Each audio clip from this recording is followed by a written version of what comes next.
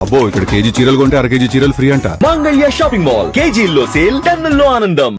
ఆంధ్రప్రదేశ్ రాష్ట్రంలో పోలవరం ప్రాజెక్టుని పూర్తి చేయడం ద్వారా ఏదైతే ప్రతి సంవత్సరం 3000 టీఎంసీల నీరు వృధాగా సముద్రంలోకి పోతూ ఉందో, ఉప్పు నీటిలో కలిసిపోతూ ఉందో, అటువంటి వరద నీరు నుంచి ఆ పోలవరం ప్రాజెక్టు నిర్మాణాన్ని పూర్తి చేసి అటు ఉత్తరాంధ్రకు ఇటు రాయలసీమకు కూడా సాగునీరు త్రాగునీరు అందించాలనేటువంటి ఆలోచనని చంద్రబాబు నాయుడు గారి పునికి పుచ్చుకొని ఆ రోజు మీరు చూసారు 2014, 2019 5 సంవత్సరాల్లో 72% ఆ రోజు పోలవరం ప్రాజెక్టుని చంద్రబాబు నాయుడు గారు పూర్తి చేస్తే ఆ రోజు ప్రభుత్వం కనుక కంటిన్యూ అయ్యి ఉంటే 2020, 2021 కల్లా గోదావరి వరద జలాలు అటు ఉత్తరాంధ్రకు ఇటు రాయలసీమకు ప్రవహించుండేవి.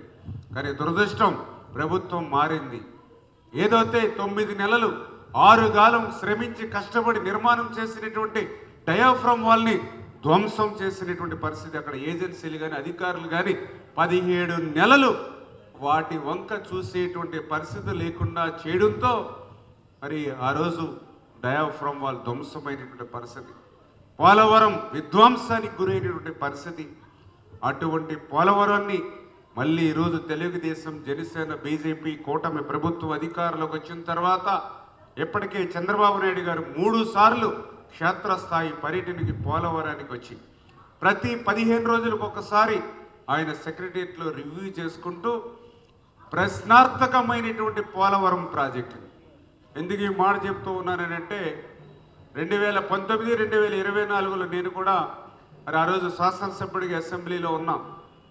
ఆ రోజు మొదట్లో చెప్పారు 2020 జూన్ అన్నారు, 2021 జూన్ అన్నారు, 2021 డిసెంబర్ అన్నారు. ఆఖరికి ఈ ప్రాజెక్టు ఎప్పటికి పూర్తవుతుందో చెప్పలేము, ఈ ప్రాజెక్టు నిర్మాణం చేయడం సాధ్యం కాదని సాక్షాత్తు ఆ రోజునటువంటి ముఖ్యమంత్రి ఆ రోజు అసెంబ్లీలో చెప్పినటువంటి పరిస్థితి. ఆ రోజునటువంటి ఇరిగేషన్ శాఖ మంత్రి అయితే పోలవరం ప్రాజెక్టు ఎవ్వరికీ అర్థం కాదు, ఎందుకంటే నాకే అర్థం కాలేదు కాబట్టి అంటే అని ఆ రకంగా ఆ రోజు ఇరిగేషన్ శాఖ మంత్రి చెప్పినటువంటి పరిస్థితి.